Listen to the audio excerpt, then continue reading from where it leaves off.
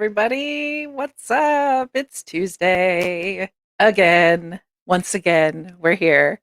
Can everybody hear me all right? My early arrivals, my sound check crew. Love you guys. Appreciate you. Um, Welcome to Coffee Talk.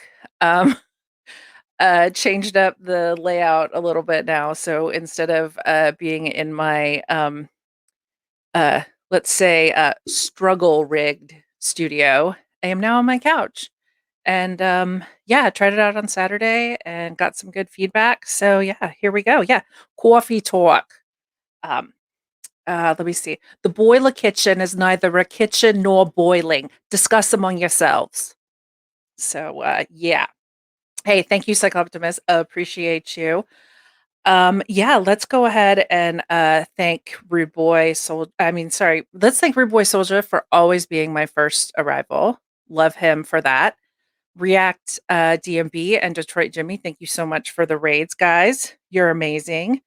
CryptoShell, I think it was New York. It was a coffee talk it was a Saturday Night Live skit, and like I don't know if it started with Madonna as the guest, and I forget who the other lady was. But yeah, I mean, like the one that I remember the most vividly was when Madonna was on SNL, and it was hilarious. I think they were from New York or New Jersey, maybe even. So yeah, that like really thick, thick accent. So hey, Just Rock, thank you so much for the bits. That's awesome. That's super nice of you.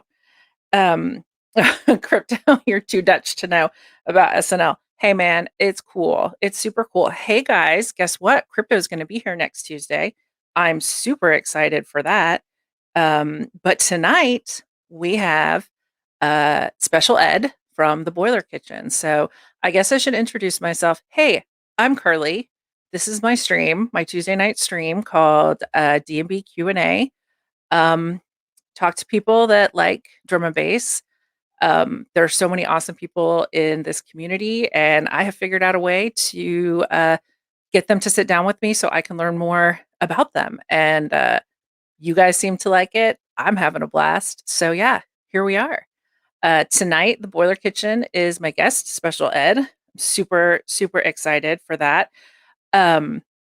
Let me see here. So, yeah, part of this new setup is that I only have my laptop monitor. So, it's a little bit of a different experience than before when I had like my awesome, fantastic, wonderful widescreen monitor with the laptop so I could see everything and, blah, blah, blah. Hey, Darth Liquid. The Canadian hot sauce contingent is here. Hey, thanks for the sub, Darth Liquid. I appreciate that so much. I hope you enjoy the emotes. I love them. Use them all the time. That's the only reason to become a affiliate in my book. Get yourself some emotes. No use for Anchor, Man Like Deeps. What's up? So I want to get right into this, but before we do, I just want to say that I still am going to have the timer going for audio one throughout the broadcast. If you guys don't know about what's going on with Audio One, he's a friend of the 916 Junglist guys. Uh, by all accounts, an excellent human being. He had a stroke. He's recovering now. But as you can imagine, being a professional DJ last year was hard anyway. And then now with his recovery, you know, things are going to be, uh, he needs help. So yeah, if you want to click on the link, it'll take you to an Instagram post, tells you about how you can help. And, if you can't help monetarily, totally get that. Maybe you want to share it around, get the word out. So, yeah. Um, yeah. So, okay. So tonight, the guest is, spirit animal form only. What is your spirit animal? Just like that, she's gone. Mine changes all the time, but sloth is very that for me. Um, uh, so tonight, the Boiler Kitchen Special Ed is here. He is out of Vancouver, Canada. He's been DJing since 1996, which is fantastic. He has DJed all over. like it very what's the word I'm looking for? He's a prominent member of the local scene in is it Victoria? We'll find out, Victoria and Vancouver. Um, and he is a swell guy. I'm so glad he's back. He was gone for a while. I'm sure that'll come up tonight. But yeah, he's back. And yeah, let's go ahead and bring him in. So, hey, buddy, How's it how's it going? going? Good, Going well. good. Everybody hear our boy Ed all right? Talk to the people, Ed, so they can hear you. What's going on, kids? Oh my gosh, we have a hype train. Woo! Woohoo! Hype, hype, hype. Um I love how the hype train also tells me that I can earn special emotes. Like, all right, run my own hype train. Nice. Um Miss Ninja was talking about this the other day, Sunday, on her stream, that all of her hype trains always start at 69%, which is where mine is right now. And she was laughing about how why do they always start at 69%? So That's an interesting number. I yes. think anytime I've had a hype train, which isn't very often, Hmm. I see it go from 10% and then sort of up. It never serves as 69 for me. I'm not that lucky. It's very weird. It's very weird. Okay, so again, guys, I am using StreamYard. I don't get all of the same alerts and stuff. So I know I've missed stuff. Eric, thank you so much for the sub. Um, uh, oh gosh, I know I've missed things. You guys are just fantastic. I love you so much. Hey, thanks for the sub. No use for anger. Appreciate that. Yeah, so uh, let's go ahead and just get started. I love you guys. I love your enthusiasm and participation in the show. You guys make it possible. But I want to talk to our guy, Special Ed. So yeah, I know that's why they came tonight. Hopefully. So yeah, right.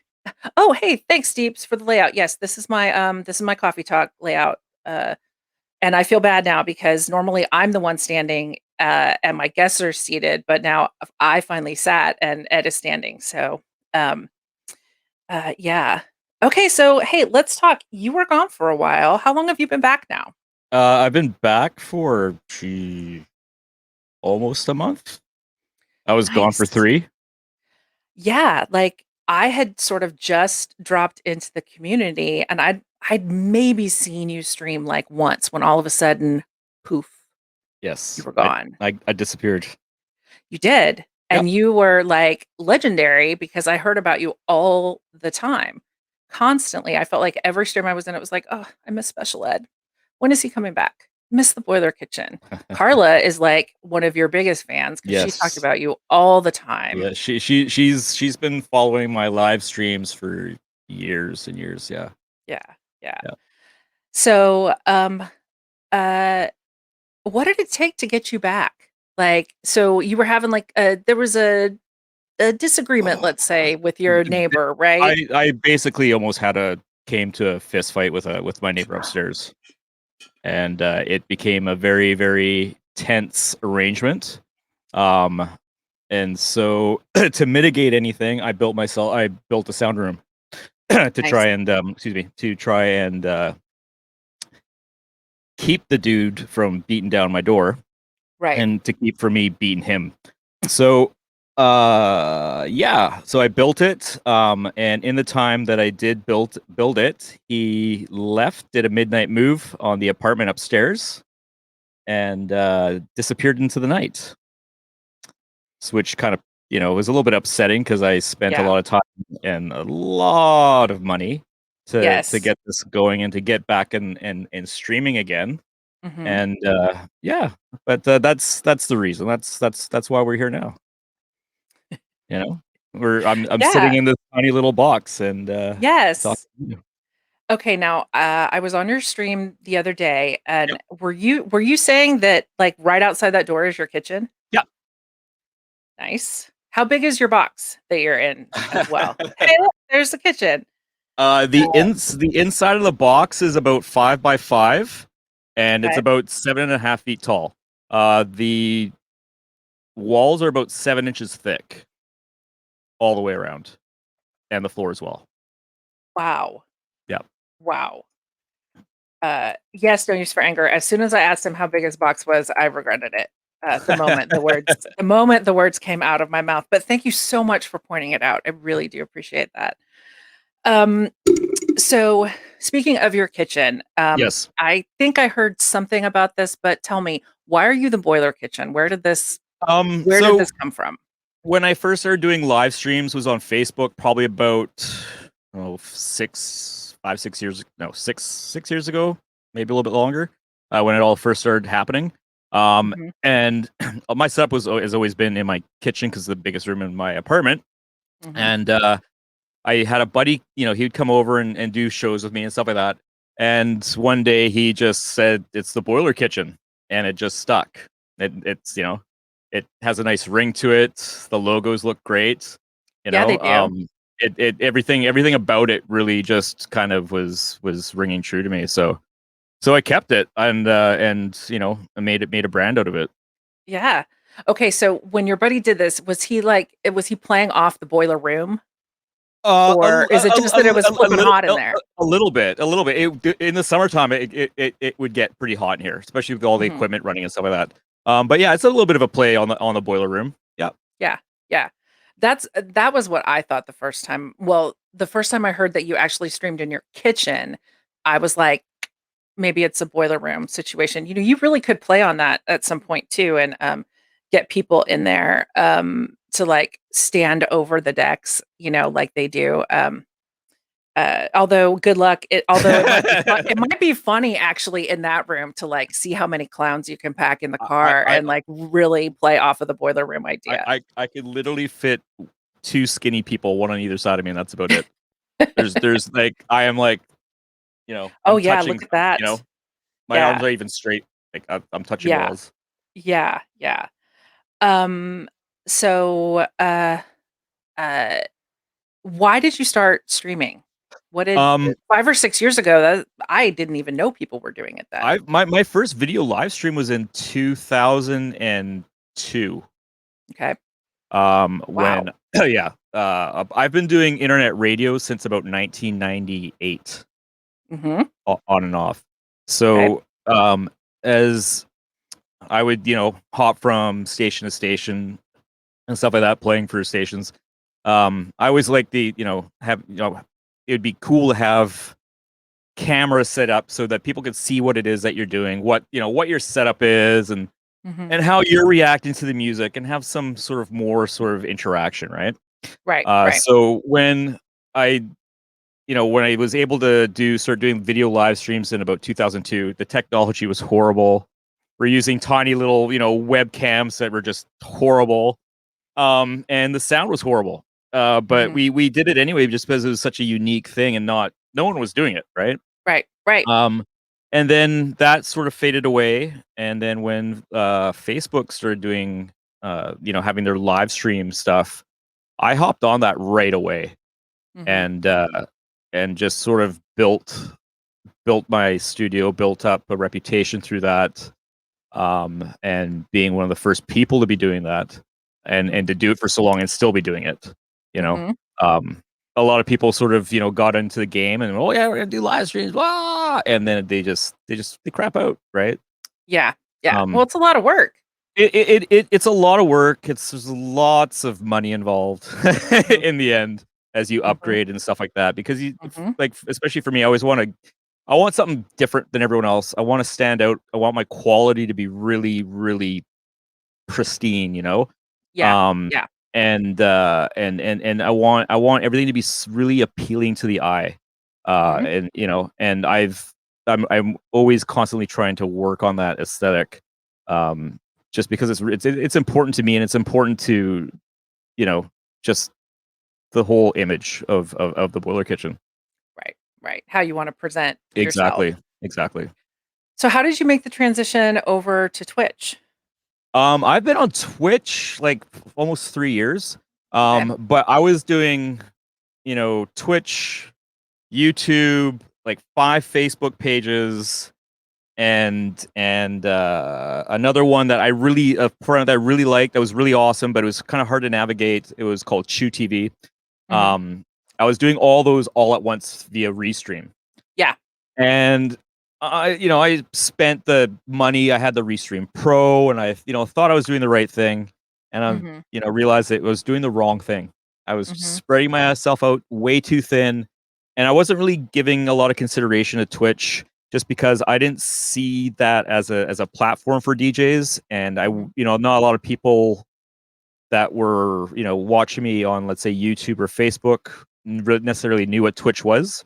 Mhm. Um, and then basically as Facebook started, closing down on things and YouTube was closing down on things, Twitch wasn't. And Mhm. so that made me sort of open up my eyes a little bit more with Twitch and sort of focus a little bit more on that. And then I think last, I don't know, May, I basically ditched all platforms and just dedicated to Twitch. So that was very recently. Yep. How did your audience, like, on your other There, platforms there was some people. respond? There was some people that didn't like it, Mhm. because they couldn't get onto Twitch. They didn't like, the interface and stuff like that. Mhm. But you know what? Either you're gonna follow me and enjoy my content, or Right. you don't. Right. I'm not gonna go around and try to appease everyone's media preference. That's not my deal. Right. That's not what I'm here for. Yeah. I'm here to do a show, to have some fun, to get a chat Mhm. going, Yes. and just let loose, try to, just provide a little bit of an escape, via And via music, right? right? Like, can't we all use that, in, the last, year, shall we say? You picked a good time, I think, maybe to sort of try and consolidate your base, Yeah. your peeps. Um, oh, shoot. Man, I had something in my head no, lost it. We'll come back to it, or we Sure. won't. It's fine. We'll figure it out. Oh, no, no. That was Yes. it. So you have a very big personality when you're on your stream, and I love that. Like, we Yes. get a glimpse of you as you are right away. Like, um you clearly naturally have a big personality. This is not a put on that you're doing. How important do you think it is, as, as a streamer, that you Uh, expose that to people? it's kind of funny because my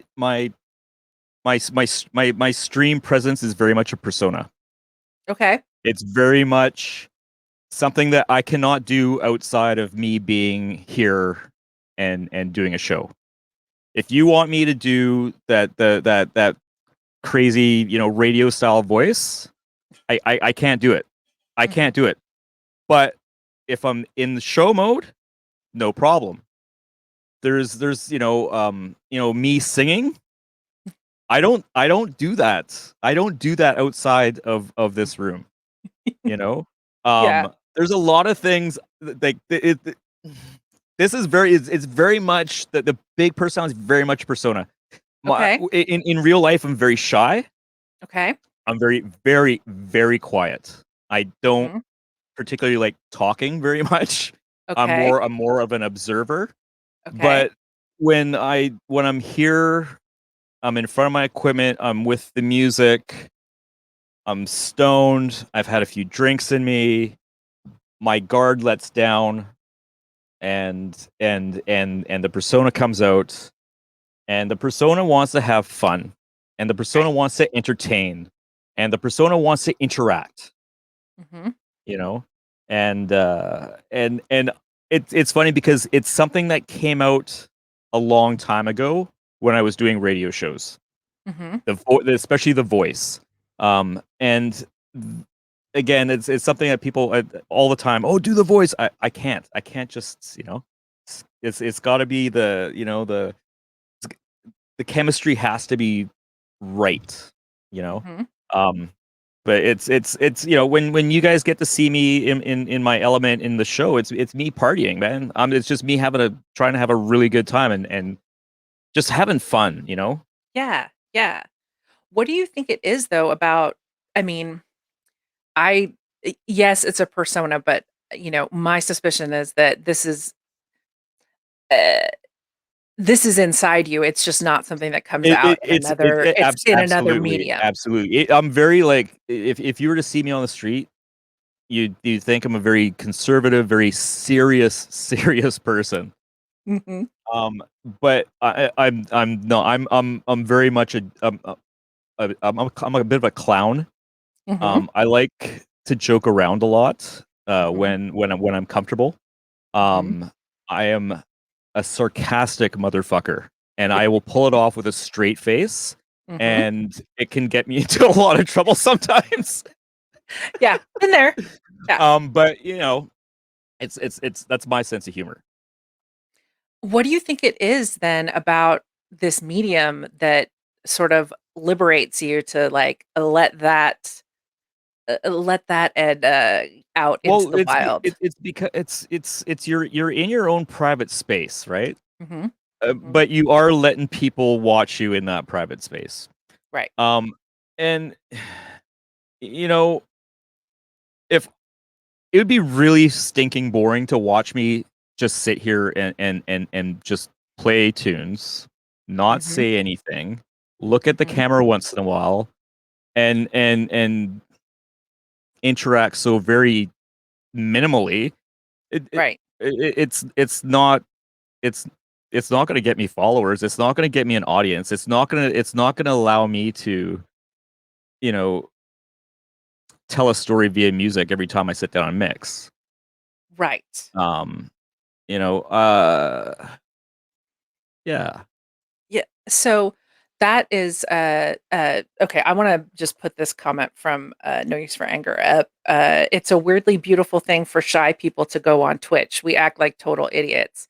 Yep. Um, I'm not even a shy person, and I act like a total idiot. So yeah, I relate to that idea of I guess like you have full control where you're at right now. Mhm. You are absolutely in charge. People can stay, they can leave, whatever, but you get to be whoever you want and Yep. in a very controlled environment. Um, maybe that's part of it. Do you ever forget that like not that the chat's there, like, but do you ever forget that like literally anyone in the world could be watching you as you're doing your stream? I'm no, I'm pretty conscious. I look to see who's watching. Mhm. Because you never know Yeah. who who is right. Right. I mainly look out for people I like. That I respect to see if they're watching. You know, Mhm. and just to get to see Mhm. who's in the room and who I can have fun with and whatnot, right? Yes. But Yes. for the most part, I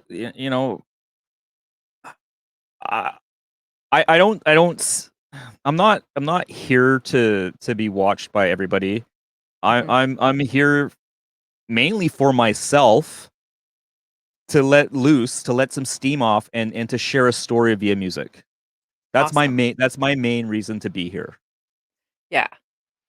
As far as you know having large crowds watch, I don't give a shit. I don't give a fucking shit. Like if I could have Mhm. two people in a room, I can still have fun with those two people in the room and Right. have a better time than having 100 people in the room. I'm sure. Yeah. But for me, it's this whole Twitch thing and me doing the Boiler Kitchen isn't about anyone else except myself. Mhm. And for me to be able to tell a story and to share a little bit of who I am. So, talk to me a little bit about this because like, having been a DJ many years ago in like live settings, and I did uh, like a live stream thing. There's like a studio here in Austin. Mhm. It was video streamed, but we didn't have any interaction with the audience. So, talk to me a little bit about because you've mentioned this multiple times about wanting to tell this story through music. What is the difference for you between how you tell a story in sort of those many live settings that you've done, and then how you tell your story here on Twitch? There's no difference. It's the exact same thing. I Okay. I it's I'm never aware of what the story is going to be, what the narrative is going to be. But Mhm, whatever is inside me is coming mhm, out, and mhm. and I don't. I'm not aware really of the tunes that I'm picking at any one point in time. It just flows. It things hit me. It's a very um I can't explain it. It's very much like a voodoo magic thing that goes down. Yes. I'm very much in my own state of mind, and sometimes you'll watch me, and I will literally not be doing anything. I'll just be standing still. I'm paralyzed because of what it is that I'm hearing. That is, making me go, "Holy crap!" Like, you know where is this going, like this is these, how did I come to be playing this tune, right? And it's all just Right. all this whatever's inside of me, and the voodoo magic of me picking these tunes that represents these feelings at any one point given time, that's going out through this journey that we're all on via Mhm. music. Yeah, yeah. I love that. I absolutely love that.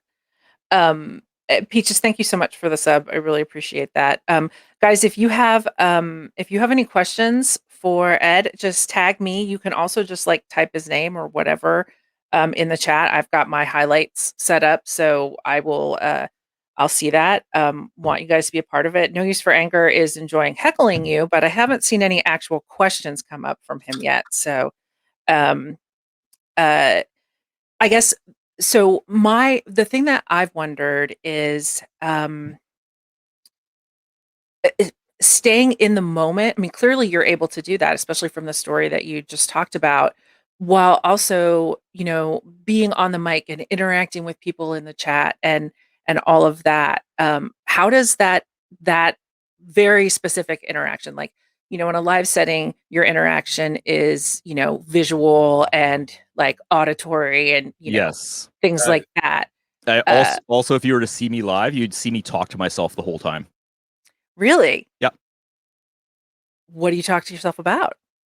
Same sort of shit I talked to you guys about, basically.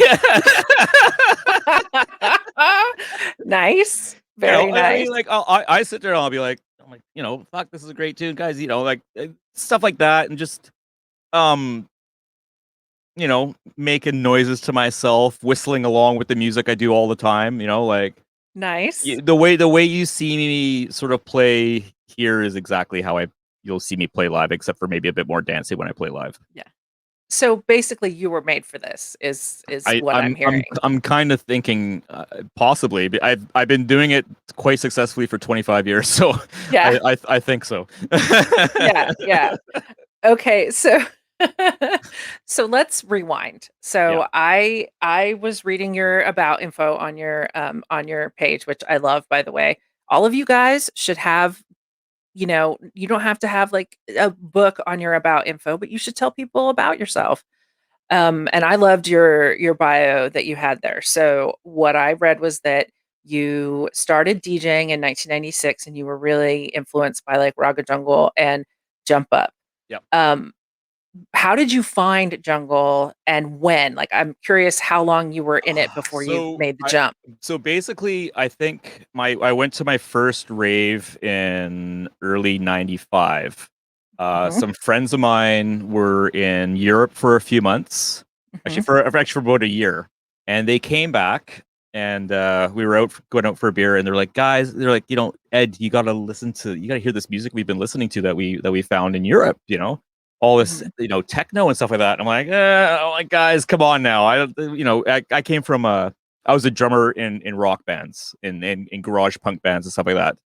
And for me, techno and house, I was like, yeah, nah. And then one night we went out, went to a club, heard some really good house music mhm, and good techno. and I Mhm. saw the DJ, and I was like, "This is fucking pretty cool. This is all Yeah. right." And then we would go to clubs because back then in I was living in Victoria, which is little ways for here from Vancouver. Um, Mhm. they had club nights all the time. Like the rave scene and the club scene, you could go to a good club night every single night of the week, see the exact same people because everyone partied every single night, right? Mhm. And it was amazing. Anyways, so we ended up going to this multi-room party, and we were all high off our tits on E. And Mhm. I walked into the jungle room, and I literally I walked in and I stopped and I was like, "What the fuck is going on? This is amazing!" And the amens and the bass and these girls that had these crazy jungle moves, and my mind was fucking blown. I was like, "This is fucking it, right?" And I Yeah. and I had been buying, like techno and house records and electro records and learning how to spin and stuff like that. And the next day, I fucking packed most of that stuff up, went down to the record store, and was like, "I don't want this shit anymore. Give me the fucking jungle, man. Give me the fucking jungle." And the guy that ran the record store was a jungle and drum and bass DJ at the time by the name of DJ Wood. And he influenced me a lot. From day one. He we got I had a very special relationship with that one record store that was in Victoria. Mhm. They would call me up before the stuff was out. I get to go to DJ Wood's apartment. I go through all the records first before anyone else did. Made all the, Nice. grabbed everything I needed. Um, I it was very very privileged when it came to being able to, after a certain point, to be able to have my pick and of the litter when it came to records. And Nice. I spent fucking so much money. I'd spend paychecks like I guaranteed every month about $1,200 in records for quite a few years. Wow. I bought everything Wow. I wanted. Anything that I liked, I just bought it. Yeah. Yeah. Yeah. I look back and, like, I had some old tax returns, and I was like, "Holy shit, I only made that much money in 1997 when I started DJing. How the fuck did I have all those records?" Like, I lived at my parents' house and didn't pay rent and worked a full-time job. that'll do it. That'll do it. I worked a full-time job, but yeah, I was paying rent and yeah, I don't know how it all happened, but, um, so, how long like, did you so you were already, like, buying records and working on being a DJ before you heard Jungle? Yep. Yeah. Awesome. I mean, just it's one of the, it was the next progression, right? Mhm. My friends that I was in the band with, we didn't want to be in a band anymore. We wanted to play records. We wanted to play techno. You know, we Mhm. and so that's what we pursued. Mhm. You know, got Yeah. rid of my drum sets and started buying record players and stereo systems and going from there. So maybe that kinda answers my question. It sounds like it was almost like a light switch, like, you heard it and that was it. You were Yep. sold 100%. That's Haven't looked back. fantastic. Okay, so being an American, I have no concept of, like, Victoria. How big is Victoria? Tiny. So Tiny. Victoria's like it maybe has like 100,000 people living in Victoria, maybe, and that's Mhm. including all the urban areas, and stuff like that. It's so, but Victoria, like the downtown core of Victoria is tiny. You can walk through it. I don't know, 15 minutes end to end, 20 minutes end to end. It's tiny. Mhm. And especially when I was there, it was even smaller. So So, but still you had a club night every night that you guys could go yeah, out to. the rave scene in Victoria was insane. It was huge. It was ridiculously huge, and it was unbelievable. just unbelievable. Were there a lot of events thrown? Like, okay, so you Tons. had the Like club night, but there's club nights. There's every weekend. There's at least 1 or 2 parties, sometimes 3 parties. It wow. was it was freaking huge. Wow. How many people would you say? So you said you saw the same people a lot, but like if you had to guess sort of the core of The core would probably be about 300 people. okay, That you would see every single time, nice. and there's most parties, depending on so the bigger ones back then, big for some of the venues were 1,000 people or something like that. Mhm. But it was there were no posers in that city back then. It was Mhm. very much like people very serious about getting their rave on, you know, Yeah. and doing whatever they could to keep it going, right? Mhm. Mhm. So what was what was the sort of position of like jungle and drum and bass in the larger rave scene in Victoria? Oh, it was minimal. There was not very many jungle and drum and bass DJs, especially yeah, not many at all. I think when I started going to parties, there Mhm. was like 4 guys, Mhm. but there's like 20 house guys and you know 25 techno guys, Mhm. and a lot of other styles of music that there are a lot of DJs for. But as far as jungle and drum and bass, there was very little.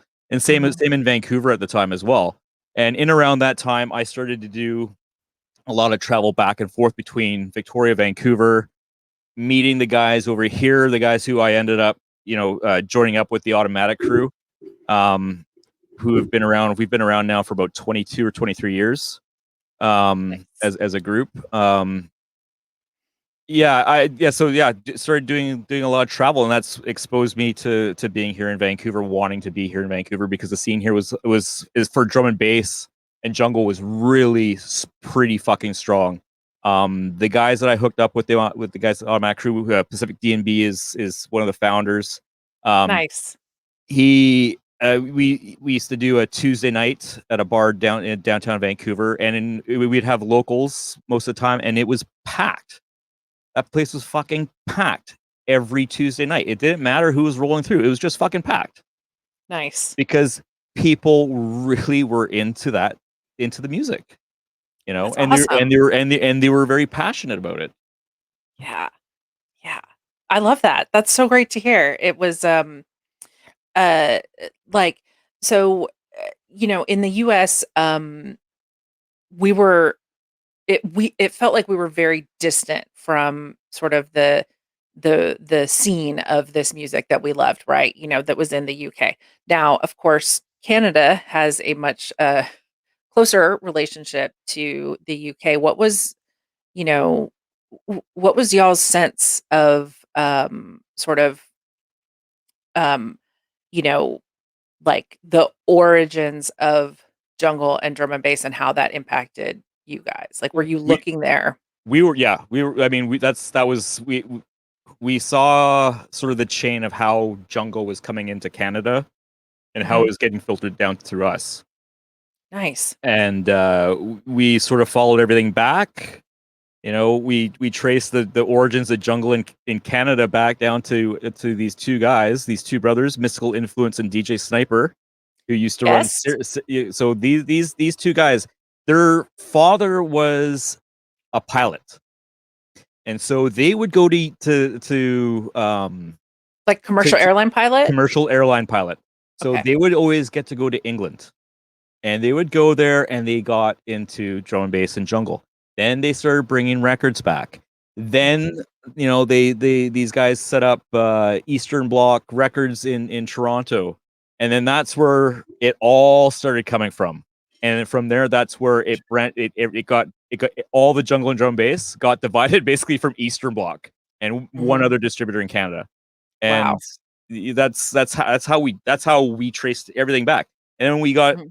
got back to it comes from Bristol, it comes from Hornchurch, it comes and different labels came from different cities and labels had different sounds, Mhm. and stuff like that. And it really I for the longest time, you know, I knew all about it. I was so fanatical about knowing everything to do with Mhm. jungle and drum and bass. Mhm. I've forgotten way more than I know now. Yeah. Yeah. But it was something that I needed to know about. I needed to know everything, where it came from, how it started, Mhm. and I did, and I'm very glad I did. And a lot of people that haven't should. It's a surprising little journey.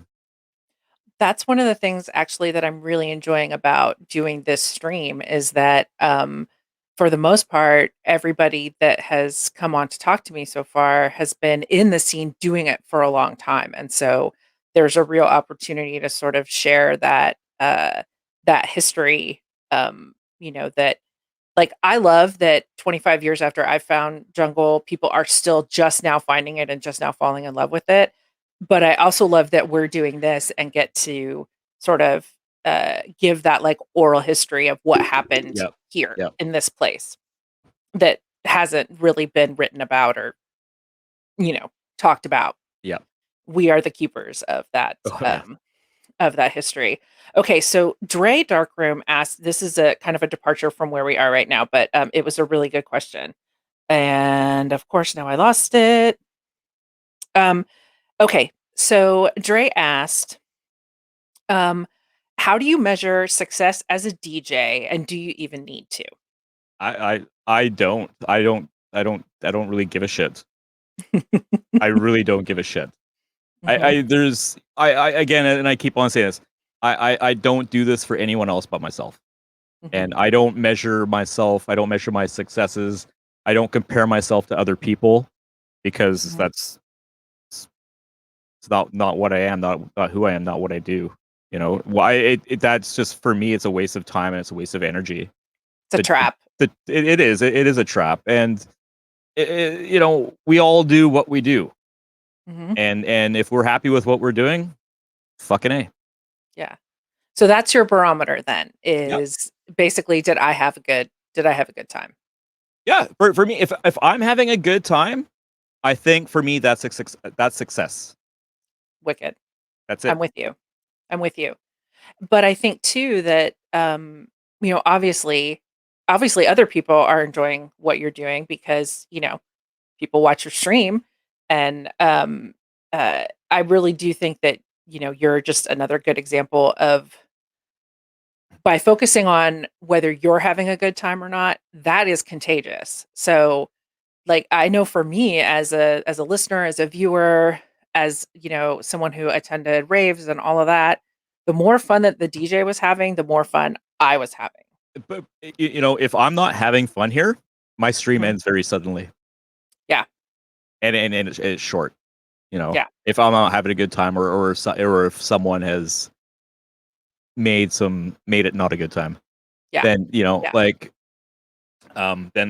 then if once that happens, then it's just not worth my time anymore. So I just Right, shut it down, and I right. don't need to. If I'm not having a good time, I mean, I'm probably upset about something. I don't need to project that onto anybody. Mhm. That doesn't need to happen. Yeah, So I yeah, just, yeah. Okay, we um, got another good question here. Oh, but I'm sorry, I interrupted you. I was gonna say, was it from Beats Specific Guru? Because that was a good question The there. one about, your My involvement with involvement with Elm. Elm Yeah, Imprints? Yeah. yeah. So my involvement with Elm Imprint goes back quite a few years. Those guys basically booked me to go play a show in Virginia, and at one of the longest club nights going on over there, and I did. And again, these guys saw me on a live stream on Facebook. That's how they saw me. They're like, "Holy crap!" And they messaged me right away. They're like, "Do you have a passport?" And I was like, "Yes, I do." They're like, "Okay, we're gonna buy you a ticket. We're gonna fly you down here. We're gonna do some shows." And it happened. And from there, me and Patrick Courier, the one of the head guys, we clicked so well. We became very very close, and basically I'm like their West Coast representative. I've done some A&R for those guys. I've I'm always shouting them out and stuff like that. You always see their logos on my streams.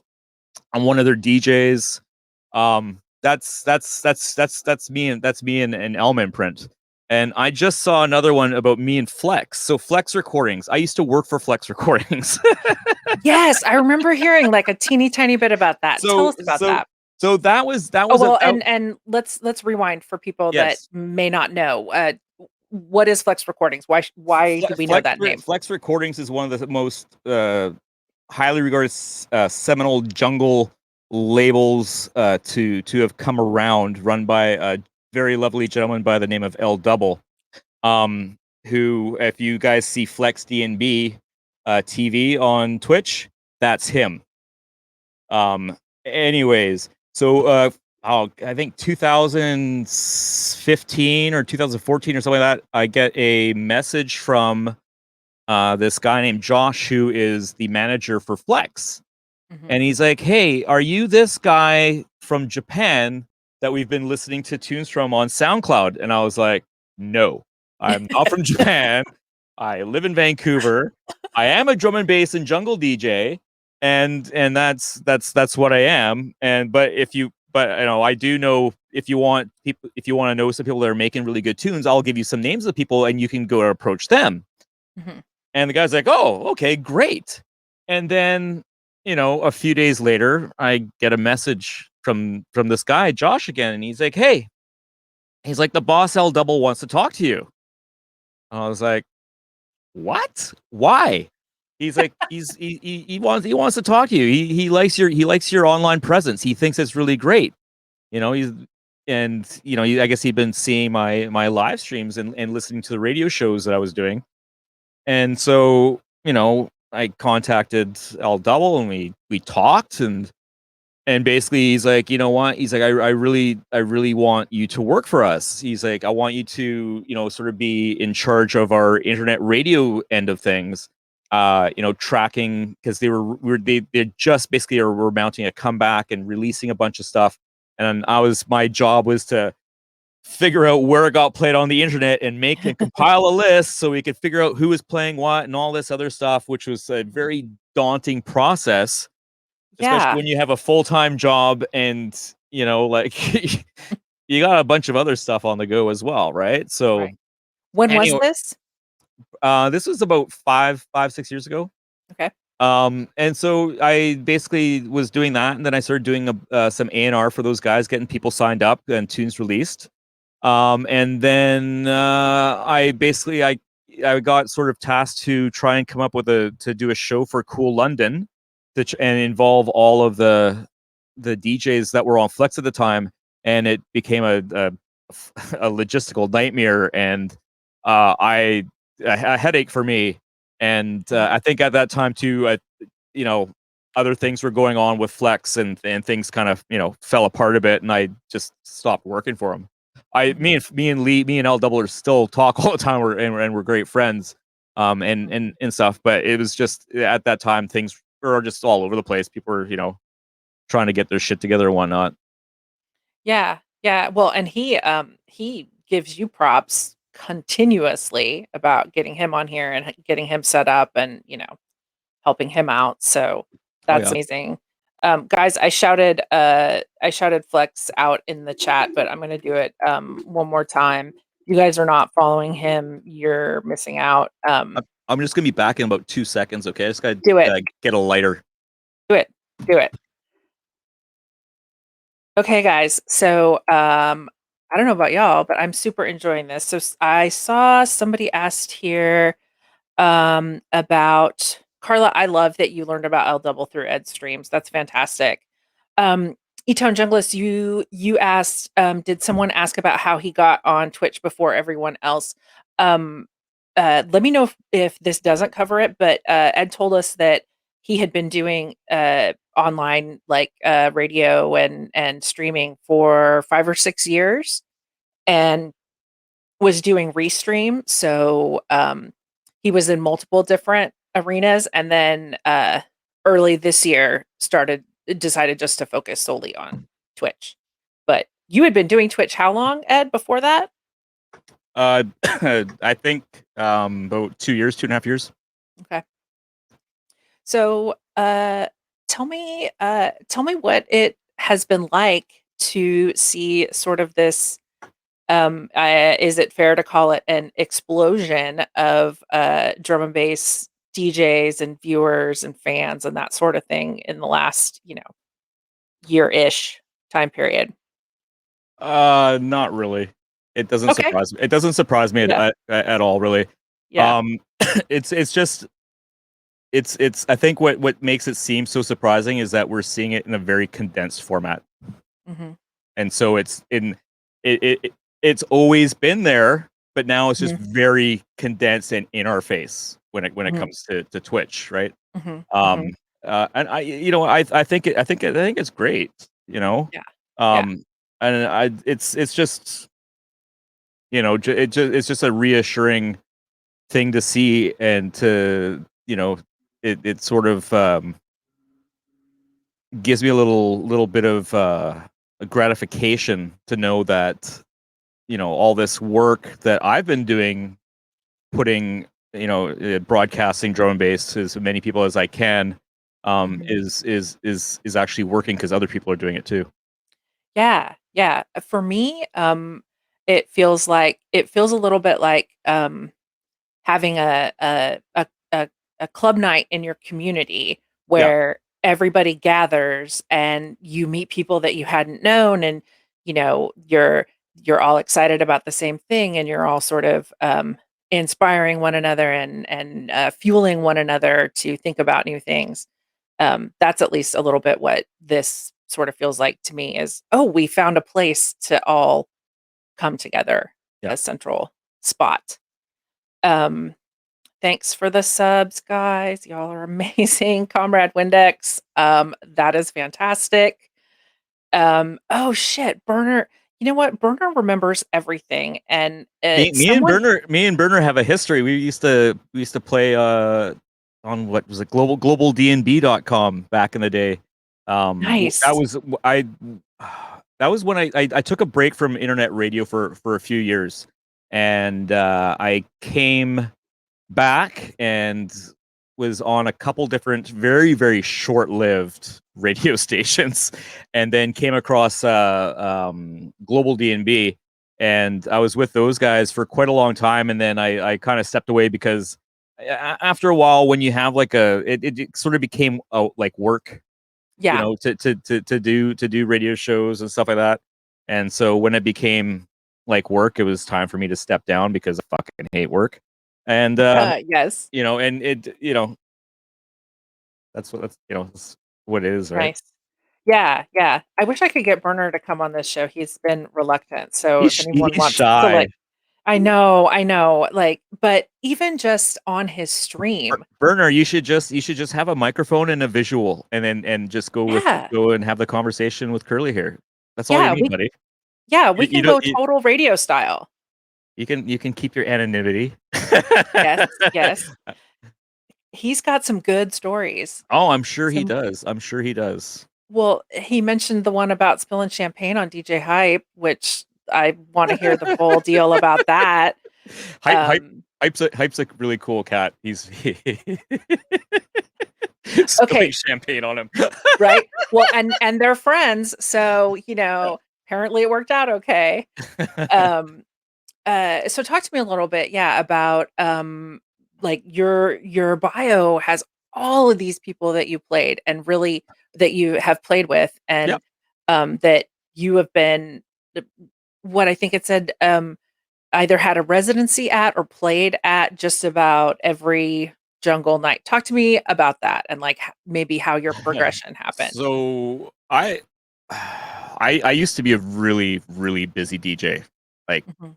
stinking busy. And a lot, traveling back and forth between cities and stuff like that here in BC. And I had a reputation, I when I first started playing at raves and stuff like that, I didn't like the turntables that they were using, so I'd bring my own turntables and mixer. I would unhook everything. There would be a moment of fucking silence, and you fucking waited for special ed to play, motherfuckers. You did. And I'd hook up my stuff, and then I'd use my decks, and I'd play. Mhm. And promoters fucking hated it. But that's the way I rolled, man. Shit had to be a certain way. Mhm. Shit just had to be a certain way. And Mhm. for the most part, when we were back in those days, you'd go. Nothing was standardized. So I mean, No. except for Tech 12s, and Mhm. on a good day they were shitty for half the time, right? Yeah. So I always want to have a pair of decks that I knew were good, which were my own. So Right. I'd bring those around. But anyways, I used to play tons of parties and clubs, and I get back in those days I was just full of fucking piss and vinegar, and I'd fucking be dancing, jump around, I'd be all over the fucking place. I was nutty. Um, Mhm. and people liked it, and people also liked what I was playing because I didn't like playing what everyone else played. Mhm. I played the other shit, you know. Okay. Not a lot of guys would be playing Ragged Jungle. Fucking, I Mhm. loved Ragged Jungle. That was my jam, right? Yeah. Yeah. Playing breakbeat hardcore. Lots of pianos and chipmunk vocals. That was my jam. That's the Yeah. shit I played. No one was playing that. Mhm. So it would get me noticed, Right. and then Right. then I had the reputation of, fucking just being a good DJ, playing the right tunes and making people dance and have fun. Mhm. Because that was the main thing for me. Right.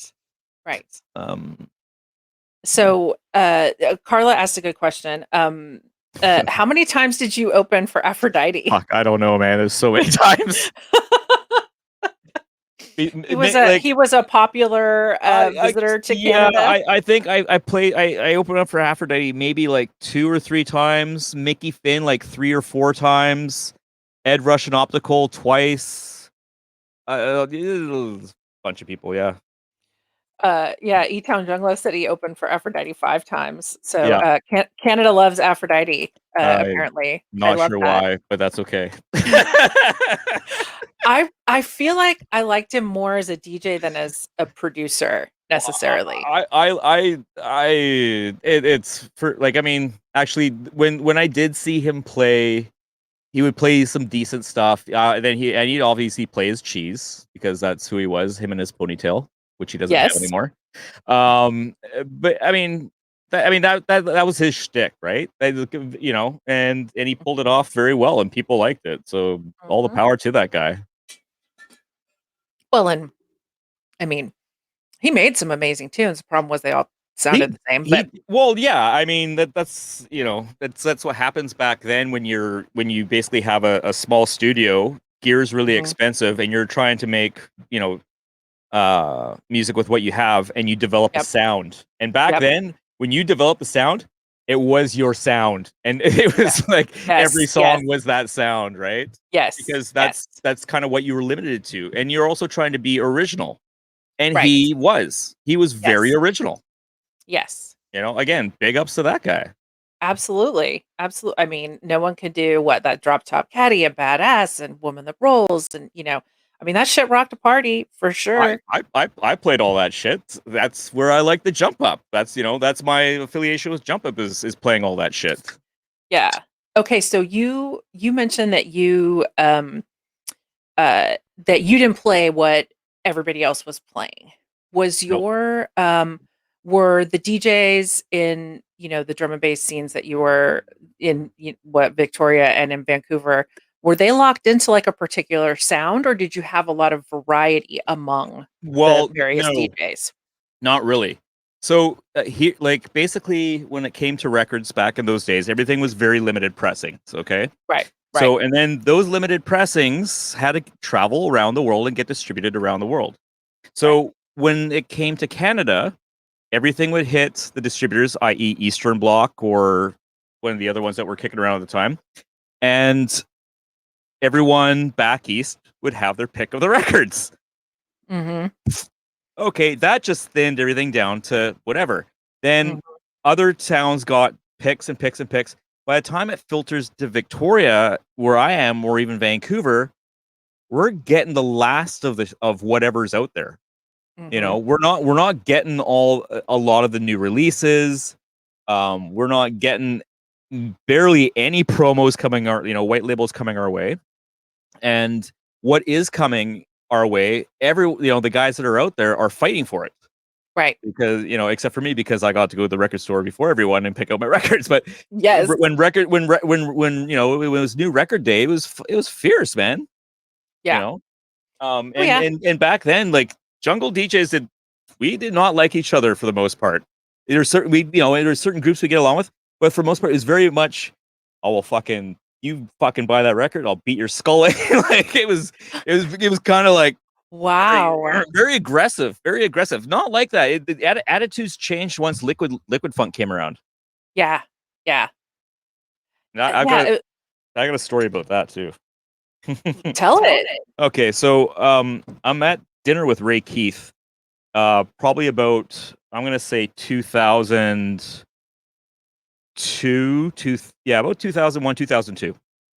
He's in Victoria. We're doing a show, and we're sitting down. We're having dinner, and we started talking about, how the drum and bass music's changing. It's getting, the amens have disappeared, and it's getting more, as we said back then, it's getting girly. And what's going on? Ray Keith, tell us. Mhm. Fucking dudes had a meeting. All the top dogs sat down and they had a meeting. Okay.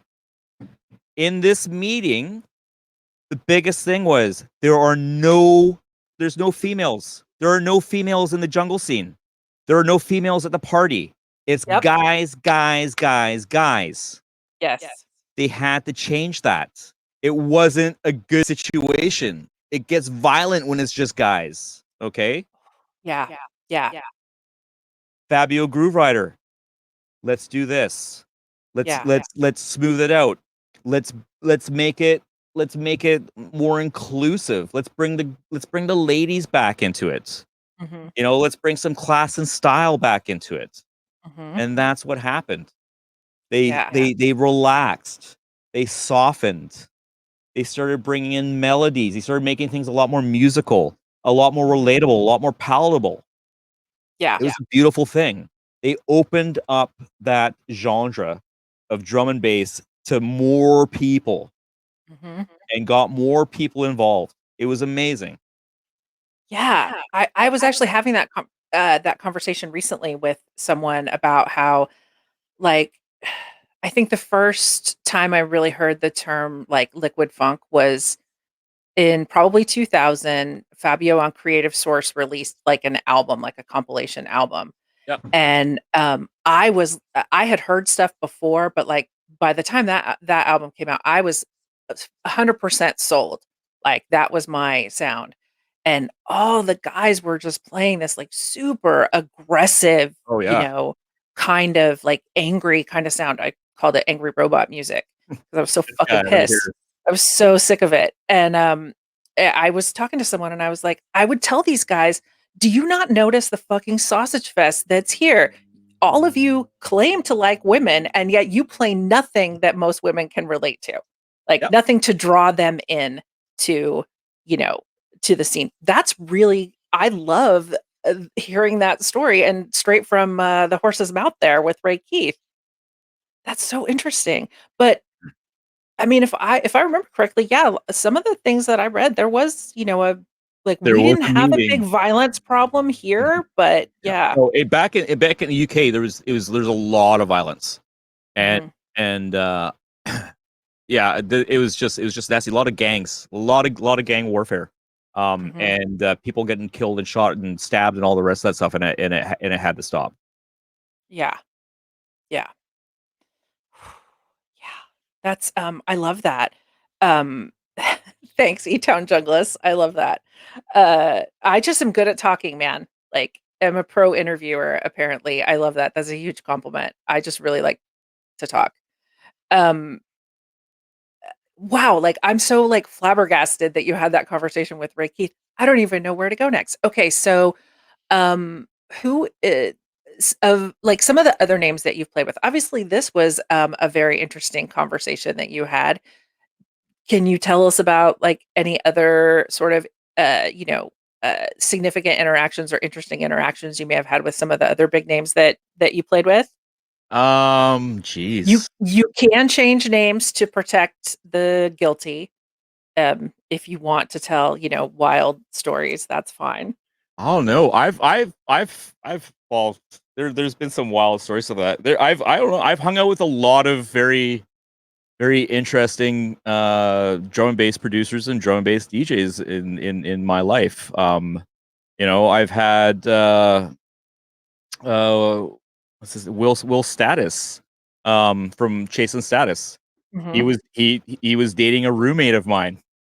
You know, one of the worldwide web of dates that you know that he had. It's you're a big DJ. That's what you do, I guess. I don't know.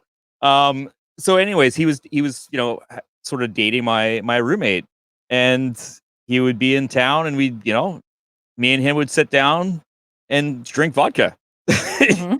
and shoot the shit, talk about music and stuff. Fucking amazing guy, super nice guy, super genuine. Love him.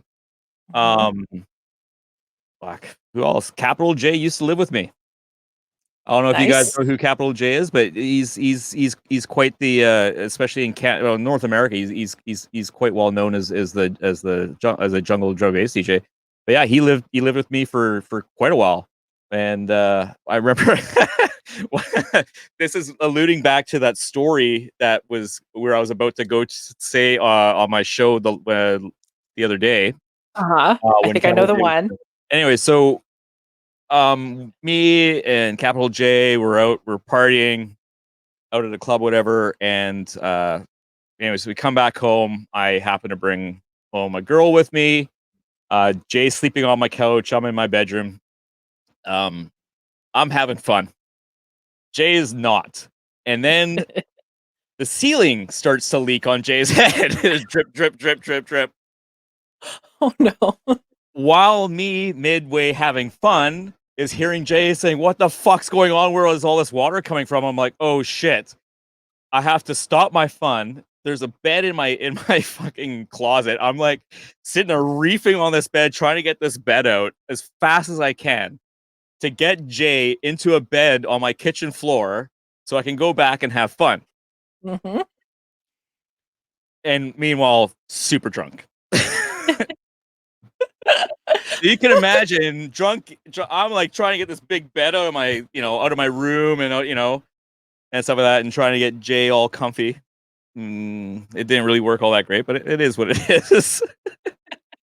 I love that your first thought is literally, "I have to shut him up, so I'm gonna get this bed out so I can get back to this," and not, "What the fuck is leaking?"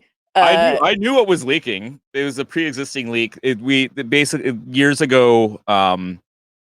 There's a chimney that's not in use anymore, and the flashing when it would rain hard would start to leak, and it would leak into okay. my apartment via my right above my couch. Oh, okay. So so if you were laying on the couch, you're gonna get waterboarded. Perfect spot for it. Yeah, I mean, something nice to you know, really soak it up. Yeah. Ugh. Yeah, I was gonna actually ask you about that story, so that's nice that you brought it up for me. Um, uh, let's see, where else did I wanna go with you? So, um, uh, what did so you were a very busy DJ for a Yes. while. Yep. Festivals and How clubs and Yeah. How did you drift out? Did you drift out of that? Did you fade out of it? Was it like a light switch I moment? no, it was kind of an interesting. I had a bit of a downfall. Oh, Basically, my best friend at the time was also the the the promoter for drum and bass and stuff like that in Victoria. And me and him had a falling out. Everything stopped for me. mhm, I continued, doing my radio shows. I stopped buying records.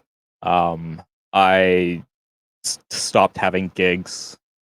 And then all of a sudden, me and him, we fixed our troubles, and shit starts to flow again.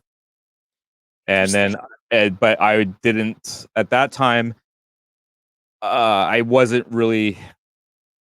I think the music was sort of started to fade a bit in the scene, especially in where I was in Victoria. So it was a good time to leave and to find a new place. So What when was this? Like what this was I think our falling out was about 2004. It lasted till about mid 2005. Mhm. Yeah, And when you say the music was sort of fading out, were like the scene was just not as it was, strong it was or dead. It died. yeah. Yeah. It just What do died. you think caused that? Um, People started liking other music. People Mhm. started liking house.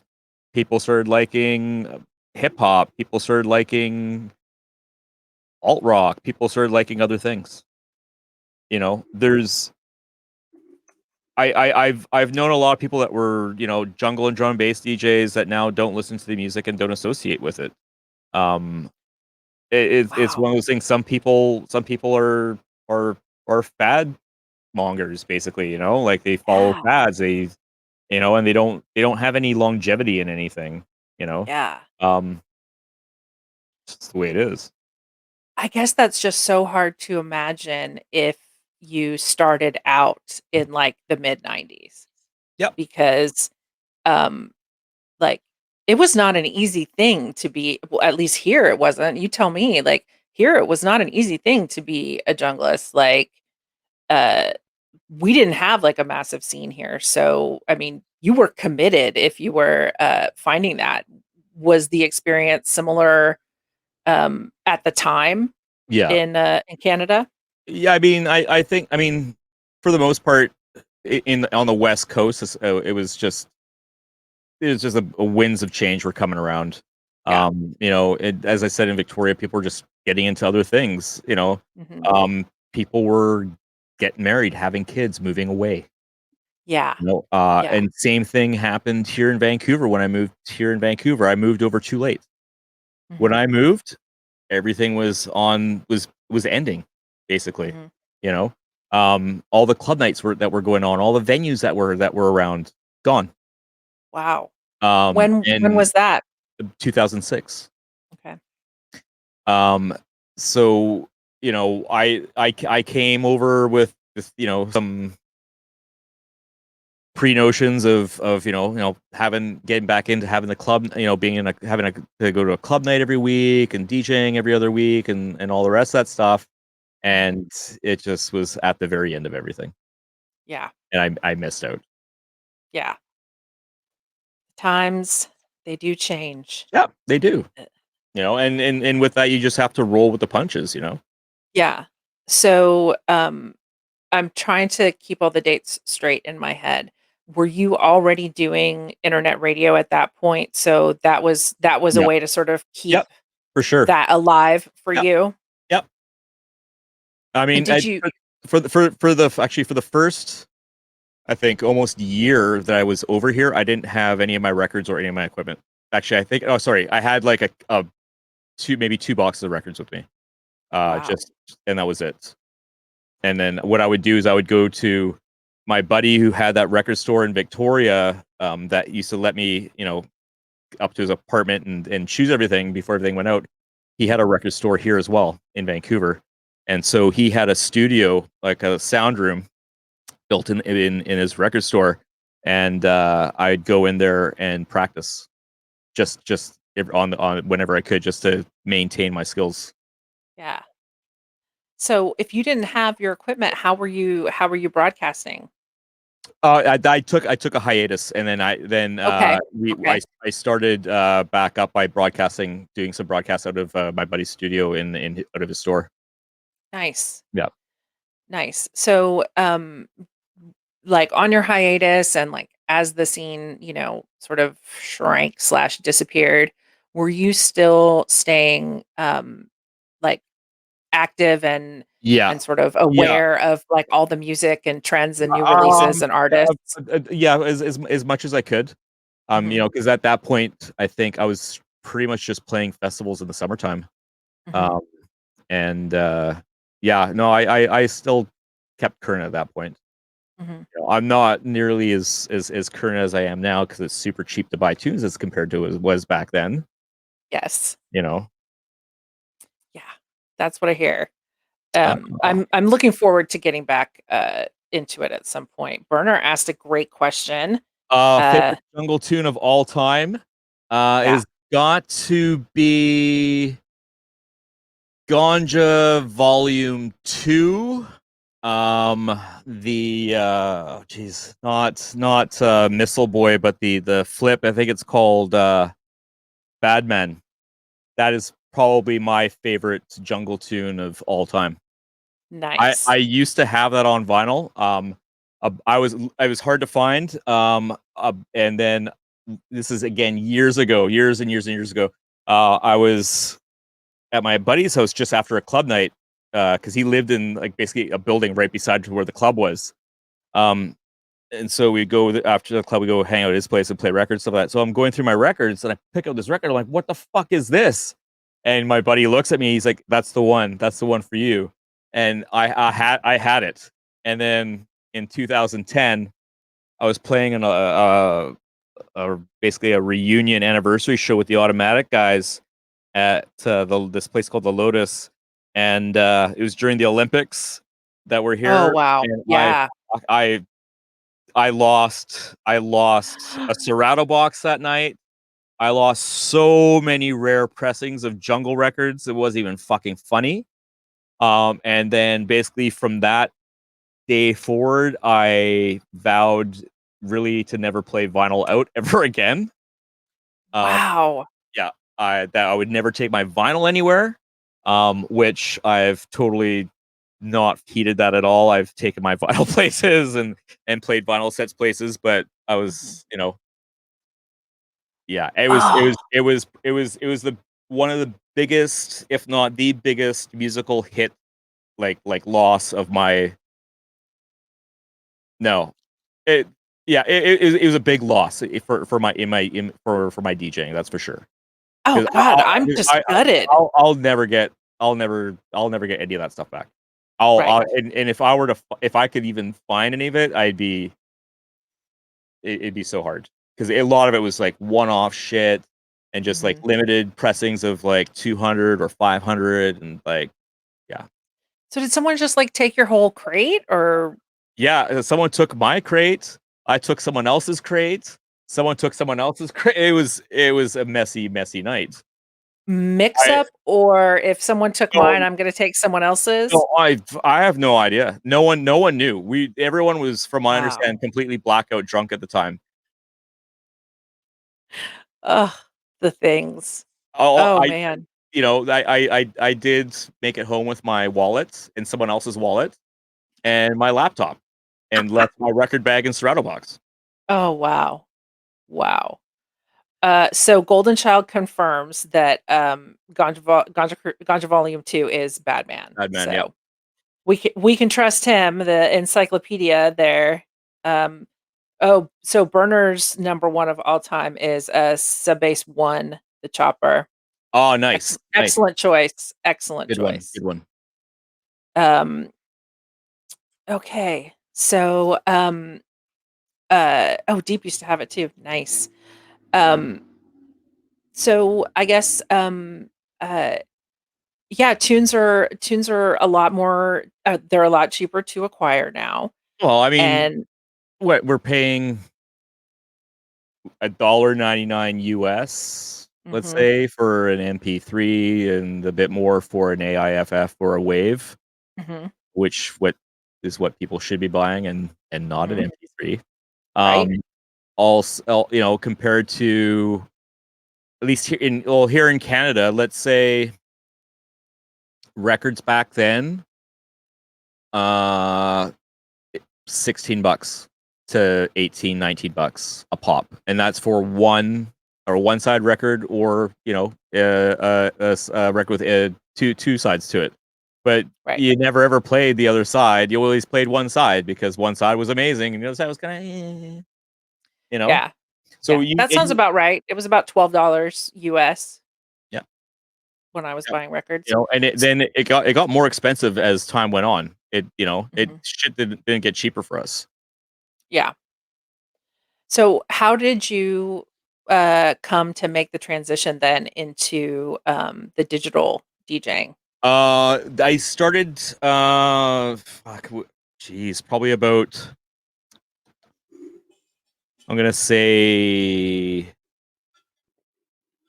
2006 is when I made a switch over to Serato Okay.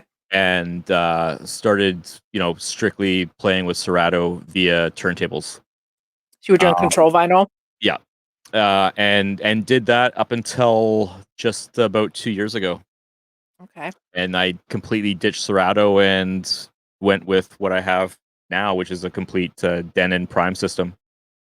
Nice. So, And I before getting this, I only had played on CDJs once and hated it. yeah. And so those look a lot like CDJs to me. Is The the the the, experience different? the experience is way different. So back when my experience with CDJs, there was no vinyl mode. So the queuing was when you just hear this, and then you have to hit the button sort of a deal. When it was, and I hated that. I just hated it. I hated there's no moving parts and stuff like that. But then when I got these, these had a big price drop, and I was like, fuck it, I'm just gonna do it, Mhm. and I just went blindly in there, bought the setup, brought it home, started fucking around with it, and was like, holy shit, this is amazing. This is super cool. You can get players like mine with the platters that spin. I've tried them. I'm not really a fan. I like the non-moving platters. Mhm. I like the sensitivity of these things. I like how I can dial mixes in like pretty fucking tightly. I Yeah. love the sound. I love everything about these things. I've never have been so like I own four of these media players and a Oh, mixer. wow. That's how much I like these things. And I like Serato. Mhm. Now, if I even try to play on Serato, I fucking hate it. Yeah. I hate the experience. At least with these, it doesn't. I am not looking at a screen. Right. I'm looking at two screens or three screens, so my eyes are moving. It's just like playing records, except I'm not watching what the pattern of the groove is doing on the record. I'm just Right. more watching, a couple waveforms, but I'm not staring at one thing, which is what I just drives me up the wall with Serato and Tractor and all these other DVS or laptop programs. So the ones you have then have they have, like, the little screen readout, and you Yeah, select from the screens on everything. the Yeah, yeah. yeah. Yeah. So there's no laptop connected in my system whatsoever for audio. It's all off a hard drive and Mhm. USB and network that way. Living the dream for It's me amazing. anyway.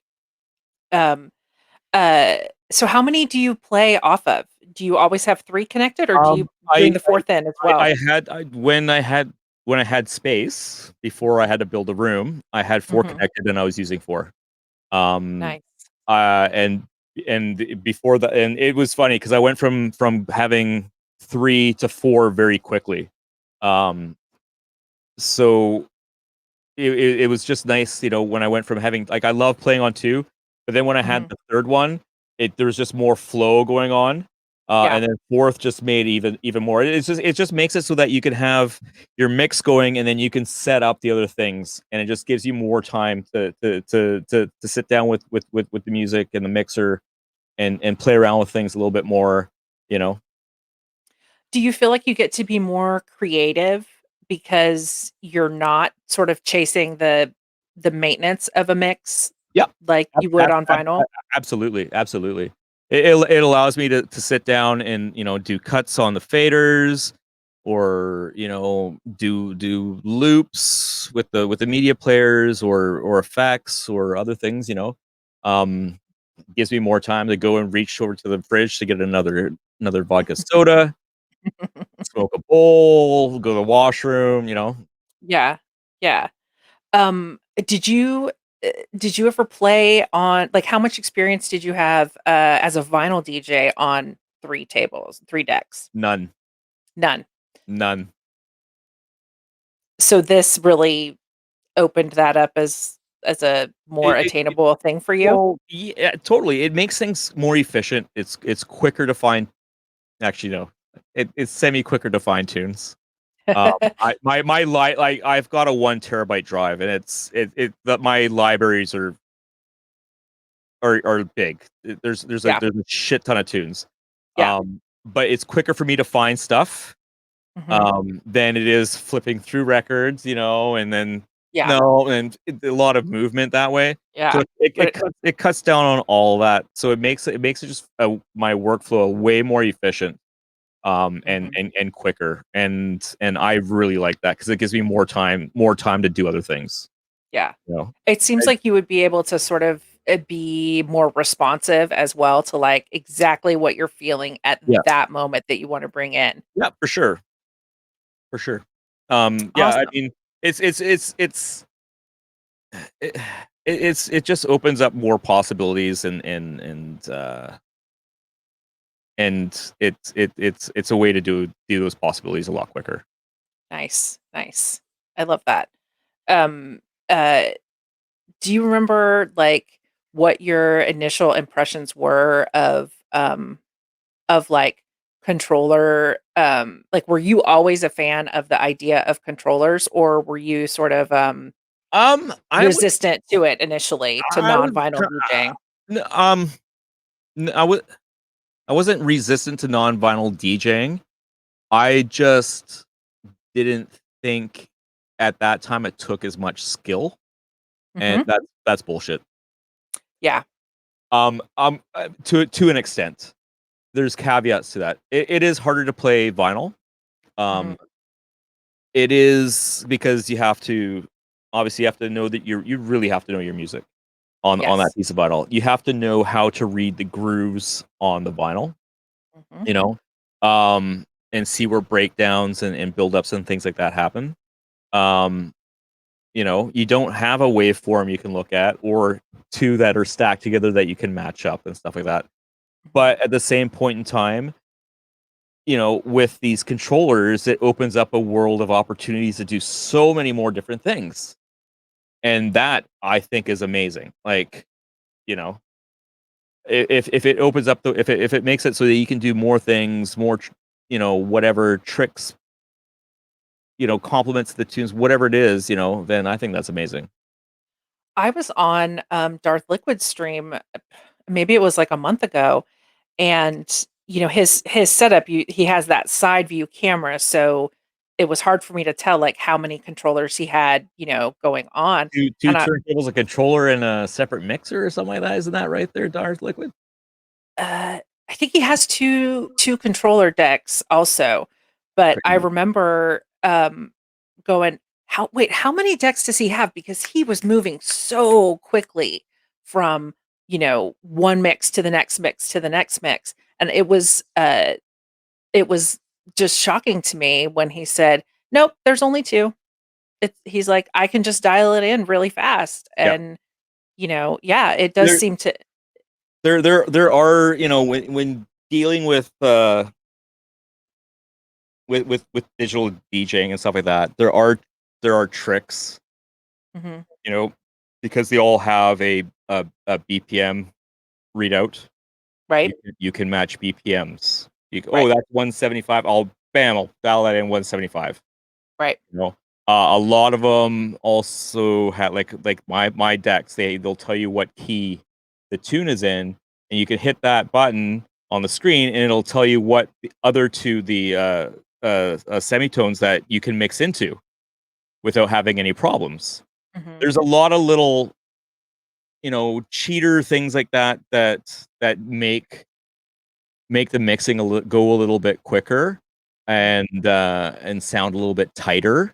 and you know these and I don't think they're bad. I don't think they're bad little tricks to have, or to learn. Again, you still have to be able to, just because each one's at 175, it doesn't mean they're at the same 175. There's so many increments in between, especially let's say with the resolution on the pitch control on my faders. There's 10 points in between each, you Oh, know, wow. yeah. So it gets very, very dialed in.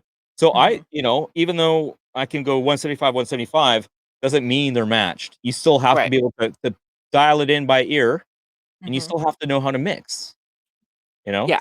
Yeah. Well, what really interests me about it is that it seems like it allows you to spend more time in the mix, which is really where the creative Well, things yeah, I happen. mean, that's why, you see a lot of guys now like to use sync because and although that's, doesn't really work 100% all the time. Mhm. Actually, it would probably works 100% of the time with, like, techno, house, any 4-beat sort of music. Drum and bass is not really working. Mhm. But, bigger name DJs that used to scoff at it now really like it. Why? Mhm. Because it allows them more time to do more stuff, Mhm. to do more whatever, like tricks or whatever it is, play with effects and stuff like that, enhance the Mhm. music to the way they want, you Right. know? Right. Right.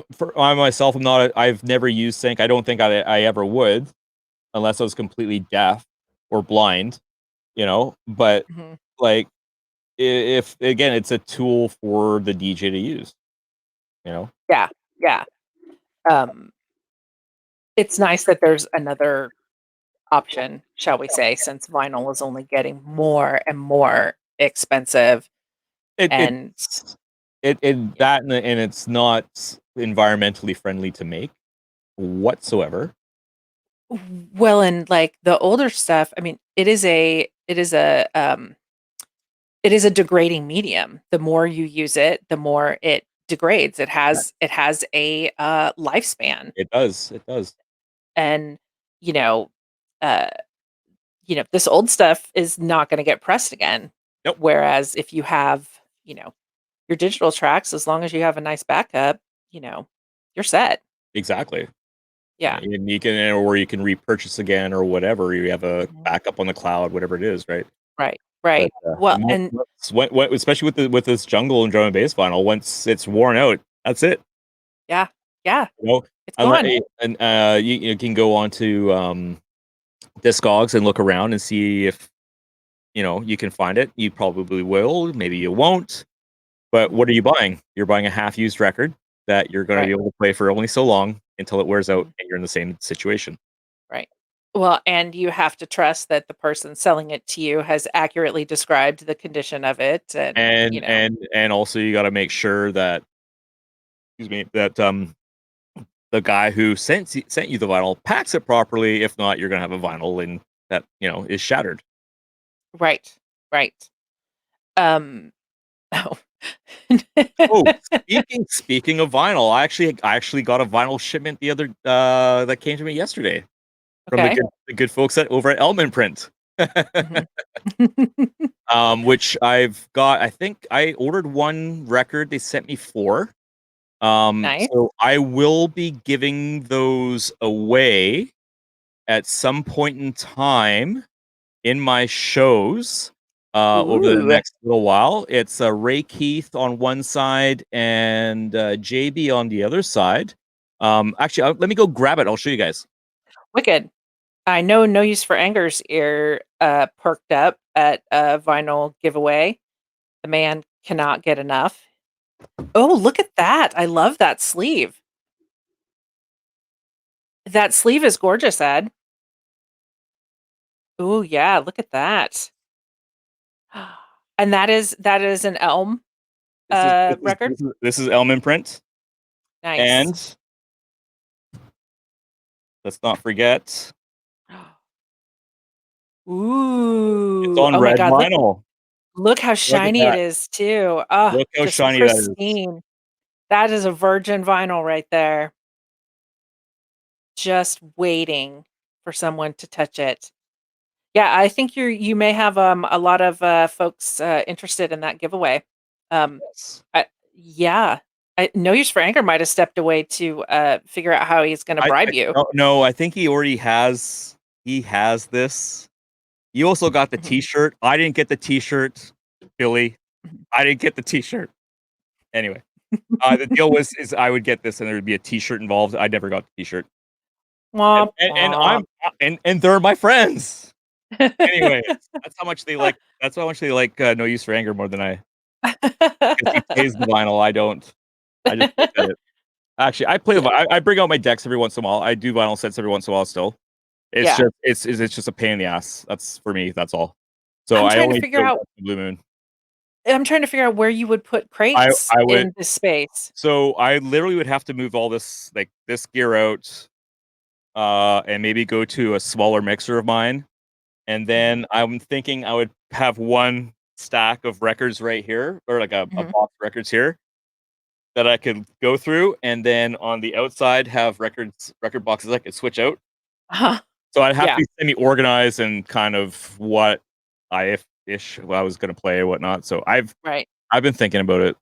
It's okay. Yeah. Yes. Well, yeah, I mean, as impermanent as vinyl is, as, delicate, shall we say, as it begs to be played. Like, what's the point of having it if you're not going to, Well, exactly. I mean, listen to it? if I had more space, I'd have like all my DJ equipment set up and be jamming out on all the different medias. But Mhm. unfortunately, I don't have that. So, um, Right. but yeah, like still have like behind me in the kitchen. There's still 3,000 pieces of vinyl sitting on shelving that used Wow. to be in here that I Mhm. need to find a new home for. No use for anger. It's not going to Florida. He's, uh he's gonna cry in more vinyl tears, No, there. he's already tried to get me to send. He's like, "Oh, you need a place to put your records? I got a good place. Where is it? Oh, my house. Send them my way." Yeah, right. Well, they would be loved at least. You know that They for would be sure. loved, but yeah, they would be loved.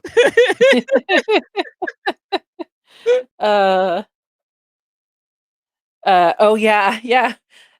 He has mentioned many times that, Canadians, Yes, as they age, apparently flock to, they become Floridians. yeah, Uh, what we call snowbirds. yes. So Yes, he's just waiting for you to show up and my hair's not that gray yet. It's getting there soon. Though. Don't worry, buddy. It's coming. Um, gosh, does anybody else have questions for him? You guys have been loving it, clearly, but not Are asking. there any questions we missed that we didn't answer that you guys Yeah.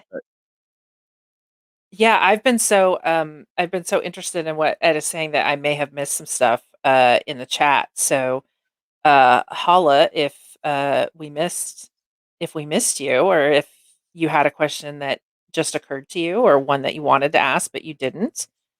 That's part of the reason that you're here no is Pacific Beats Guru. They move to Victoria in the summertime, and in the wintertime they go to Florida. yeah, because 'cause they're like, "It's freaking cold here, and who wants to be in Florida in the summer? That's really, really hot." Favorite and least favorite dinosaur? Jeez. Favorite, Ooh. favorite. Oh my god, I don't even know the names of dinosaurs except for like T Rex. How about a Plateosaurus? Oh god, What is that? I'm Wow, trying fuck, to I have no idea, man. My That's dinosaur knowledge is long gone. yeah, yeah, okay, here's one from, Comrade Windex.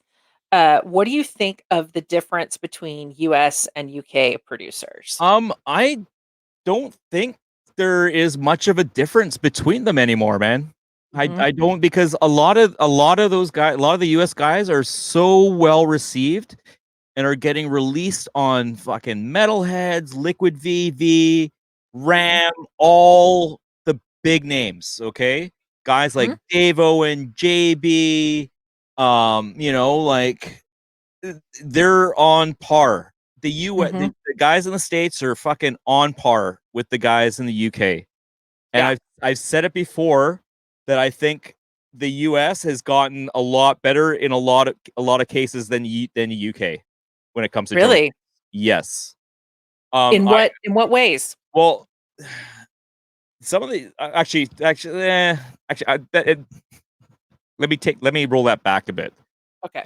They they they have some bad areas, i.e., what I like to call poppy drum and bass or stadium drum and bass, Mhm. the super popular stuff, Ram Records, Hospital. I just not a fan for Okay. a lot of that for the most part. Um, Mhm. it it irks me to no end um, to hear what I think is become almost like I don't know, just like a joke to drum and bass. Top 40 drum and bass, yeah, exactly. Guys like Fox Stevenson fucking stinks. Just my opinion. Go listen to him. You totally agree with me. Um, I don't like that. I don't like the drum and bass to be commercialized. Mhm. I don't like with Ram Records. They have a bit of a policy where they pretty much will build the tune for you. They will give you these are the samples you'll use. This is how these are some of the sounds you will use. Now you can build a tune, but it's got to be along these things, But Wow. it is, some of these bigger labels are so structured and they want a sound, Mhm. and and the sound is of money. They want to Yeah. sell. They want to sell tunes. They want to be popular. Mhm. They get commercial. They put out bullshit drum and bass, and I think it sucks. Okay, so so that I'm assuming is your sort of beef with, what's happening in the UK UK and the US. and the US. The US has their has the same problem with the festival touring guys that go to whatever Neverland and Tomorrow, whatever Mhm. those fucking things are in Las Vegas and stuff like that, right? Right, Um, right. you know, you they just play they really play for the sheep, and I just think that fucking sucks. Yeah. So, what what are you liking then? Like, what are you sort I of I looking for? I'm looking for anything that's new, that's a Okay. new sound. Anything. I really like minimal drum and bass. I fucking Mhm. love it. I like I like all kinds of drum and bass. I just Mhm. have that sort of wall where when it comes down to that stadium-y top 40 poppy, Cardi B sampled fucking bullshit. I don't I that's it. That's my line. I don't go Yeah. I don't venture over there. But if you Nice. if as a lot of you guys know, when you see me play and do the shows, I play all over the fucking spectrum of drum and bass. Yes. I don't leave anything out except for the super top 40 poopy stuff that is sounds like just like it came out of LA studio or something like that, you know? Yeah, I I do like cheese. Don't get me wrong. I do like cheese, but it's gotta be tasteful, and it's gotta be well done. But still when it have a do you have a still have a soft spot for that, like, old, 96 Jump Up kinda sounding stuff? absolutely, absolutely, I still bust that out when I do vinyl sets and stuff. Yeah. That badass comes out. Hype the funk comes out. Pressure roll, all Oh my that stuff god, comes out. I haven't heard "Hype the Funk" in forever. Great tune. Oh, such a good tune. Yeah. Um, okay, so I think I know the answer to this. I think maybe we talked about this already, although I don't think this is a question for me. Do you currently keep up with new drum and bass releases? It sounds to me like you do. I totally do. Well, I mean, I do contribute to music reviews to Drum and Bass Vault Mhm. .com, and so I get sent quite a few promos of new stuff, unreleased stuff. I get uh, guys that are just starting out sending me stuff that's really good, and then I buy a lot of music. Like in the Mhm. past 2 weeks, I spent I don't know like $300 on Beatport. Which is a lot of music Yeah. given So the prices that we're I talking about. I buy a lot of music. I Mhm. Bandcamp and Beatport. are my places where I buy my music. I've Mhm. I've delved into Juno, but the exchange rate fucking sucks for a Canadian. Yeah. It's not that Um, great for a Canadian with Beatport either. yeah. Oh, yeah, so, yeah, No Use for Anger says that's what he spends on vinyl, and it's a lot of tunes. Yeah, yeah. I haven't, soon my life will be, consumed with that sort of thing to a greater extent. Well, I hope it's soon. But, uh, B North asked if you're working on any music production. Yeah, it's been at a standstill though. Me and my buddy Cy Dream, who actually has just started streaming. Um, he's a master when it comes to production. He's had releases on Renegade Hardware, Symbolism, Diesel Boys label. Uh, that's just a ton of stuff. He's had a ton of stuff released on UK labels and stuff like that. And me and him have put out one tune that's on Beatport called Mob Mentality. Mhm, That we put out probably like 3, maybe almost 4 years ago now. mhm, And then we are working on a couple of tunes that will be coming out sometime this year on Side Dreams LP that he's in the midst of mixing down. So yeah, and yeah, I'll have two with that. But as far as working on production myself, I haven't had time. I do mhm, have a full-time job that I work at, that I mhm, actually have to go to, uh, mhm, and deal with, and so my life's fucking busy between you know trying to relax and sit in silence for 2 hours a day, which I like to do, and doing streams and mhm. work and having a girlfriend that lives with me. I've got very little time. It's very full, which is really nice. Yeah.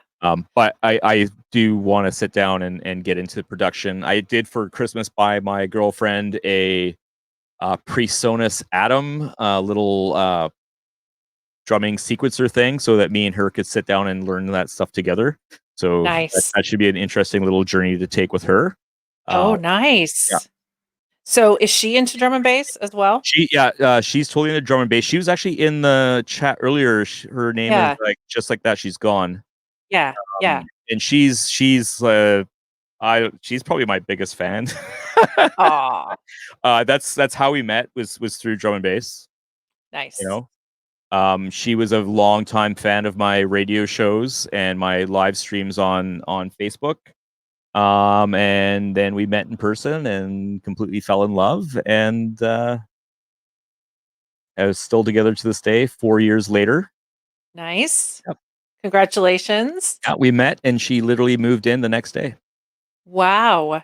Drum and bass bringing people together Yes, it does. in all kinds of cool ways. Um, uh, so what, like, do you feel like, uh, that the level of interaction that you get streaming with a crowd, do you feel like that has shaped how you DJ or that it has been, like, good for you, like, on, like, a soul, sort of, like, Uh, personal uh, level? I You don't. can say no, it's fine. It's not definitely not on a personal soul level. I'll tell you that right. Okay, that's Um, cool. it my interactions with the people on Twitch and stuff like that. It's it's solely fun based. Yeah, Like I'm not here to be everyone's friend. I'm not yeah, here to talk to everybody yeah, or be anybody's friend or talk to anybody. Like right. I'm not really here to socialize. I get, Mhm, I'm here to bring music. I'm here to broadcast drum and bass. That's what I've mhm, been doing for the last 25 years is broadcasting drum and bass. yeah, And that's what I continue to do. And that's what I want to do here. And yeah, and seeing all these people in the streams and coming in and out and seeing longtime fans and stuff like that sticking with it. So it's great. It's great. I think mhm, it's amazing. Um mhm, I just hope at some point in time we can find a more sustainable platform than Twitch to carry this out on. What do you think is unsustainable about Twitch? Uh, DMCA's and licensing and Oh, yeah, yeah. getting the artist paid. Yeah, like, music sort of, as a business has not kept up with the times.